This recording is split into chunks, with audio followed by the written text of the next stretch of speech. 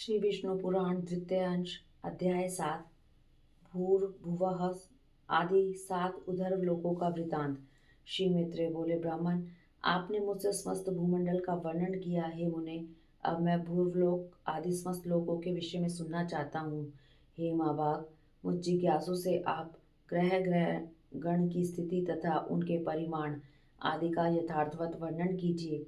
श्री पराशर जी बोले, जितनी दूरी तक सूर्य और चंद्रमा की किरणों का प्रकाश जाता है, समुद्र, नदी और पर्वत आदि से युक्त उतना प्रदेश पृथ्वी कहलाता है। हे द्विज, जितना पृथ्वी का विस्तार और परिमंडल है, उतना ही विस्तार और परिमंडल पूर्वलोक का भी है। पृथ्वी से 1 लाख योजन दूर सूर्यमंडल है और सूर्यमंडल से भी 1 लक्ष योजन के अंतर पर चंद्रमंडल है। चंद्रमा से पूरे 100,000 योजन ऊपर संपूर्ण नक्षत्र मंडल प्रकाशित हो रहा है।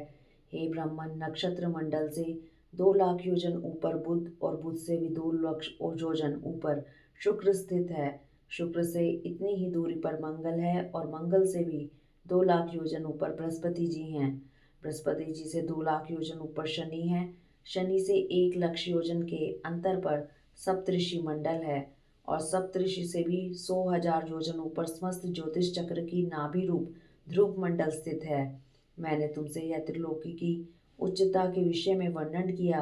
यह त्रिलोकी की यज्ञ फल की भोग भूमि है और यज्ञानुष्ठान की स्थिति इस भारतवर्ष में ही है।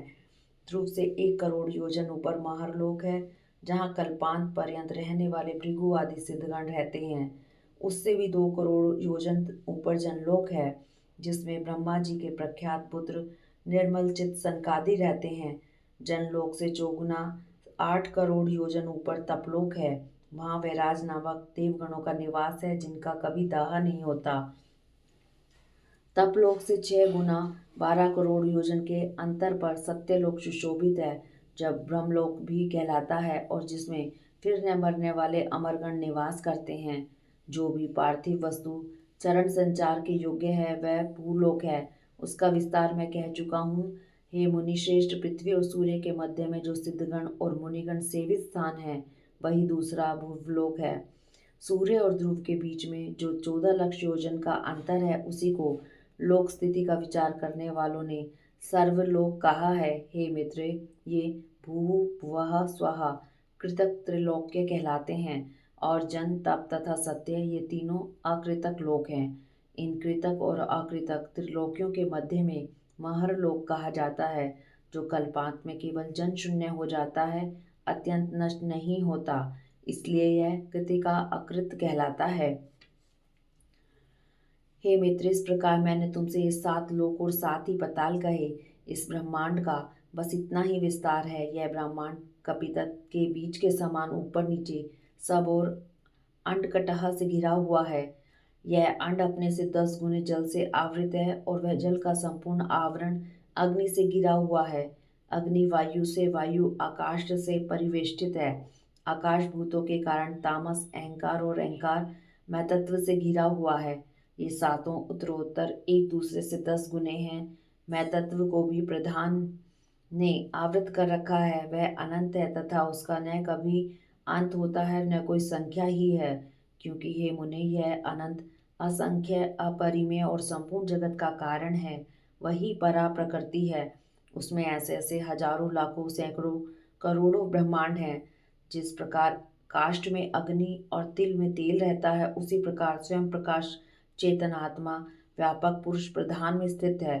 हे बुद्धे, ये संशयशील प्रधान और पुरुष भी समस्त भूतों की स्वरूप भूता विष्णु शक्ति से आवृत हैं।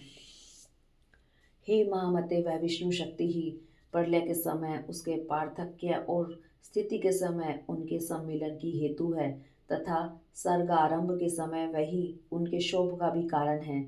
जिस प्रकार जल के संसर्ग से वायु सैकड़ों जल कणों को धारण करता है, उसी प्रकार भगवान विष्णु की शक्ति भी प्रधान पुरुष में जगत को धारण करती है। हे मुने, जिस प्रकार आदि बीज से ही मूल, स्कंद और शाखा आदि के सहित वृक्ष उत्पन्न होता है और तदंतर उससे और भी बीज उत्पन्न होते हैं तथा उन बीजों से अन्य अन्य वृक्ष उत्पन्न होते हैं, वे भी उन्हीं लक्षण, द्रव्य और कारणों से युक्त होते हैं।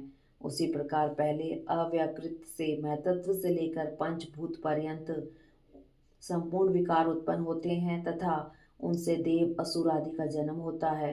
फिर उनके पुत्र तथा उन पुत्रों के अन्य पुत्र होते हैं। अपने बीच से अन्य वृक्ष के उत्पन्न होने से जिस प्रकार पूर्व वृक्ष की कोई क्षति नहीं होती, उसी प्रकार अन्य प्राणियों के उत्पन्न होने से उनके जन्मदाता प्राणियों का हास नहीं होता। जिस प्रकार आकाश और काल आदि सन्निधि मात्र से ही वृक्ष के कारण होते हैं, उसी प्रकार भगवान श्री हरि भी बिना परिणाम के ही विश्व के कारण है। हे मुनि सतम, जिस प्रकार धान के बीज में मूल, नाल, पत्ते, अंकुर, तना, पुष्प, शीर, तंडुल, तुष और कण सभी रहते हैं तथा अंकुर उत्पत्ति की हेतुभूत भूमि एवं जल आदि सामग्री के प्राप्त होने पर वे प्रकट हो जाते हैं, उसी प्रकार अपने अनेक पूर्व कर्मों में स्थित देवता आदि विष्णु शक्ति का आश्रय पाने पर आविर्भूत हो जाते हैं, जिससे यह संपूर्ण जगत उत्पन्न हुआ है, जो स्वयं जगत रूप से स्थित है, जिसमें यह स्थित है और जिसमें यह लीन हो जाएगा, वह परब्रह्म ही विष्णु भगवान है। वह ब्रह्म ही उन विष्णु का परम धाम, परम स्वरूप है। वह पद सत और असत दोनों से विलक्षण है तथा उससे अभिन्न हुआ ही यह संपूर्ण चराचर जगत उससे उत्पन्न हुआ है। वही अव्यक्त मूल प्रकृति है, वही व्यक्त रूप संसार है। उसी में यह संपूर्ण जगत लीन होता है और उसी के आश्रय स्थित है। जग आदि क्रियाओं का कर्ता वही है। यज्ञ रूप से उसी का यजन किया जाता है और उन यज्ञ आदि का फलस्वरूप भी वही है तथा यज्ञ के साधन रूप जो श्रुवा आदि हैं, वे सब भी हरि से अतिरिक्त और कुछ नहीं है। इति श्री विष्णु पुराणे तृतीयांचे 7 अध्याय।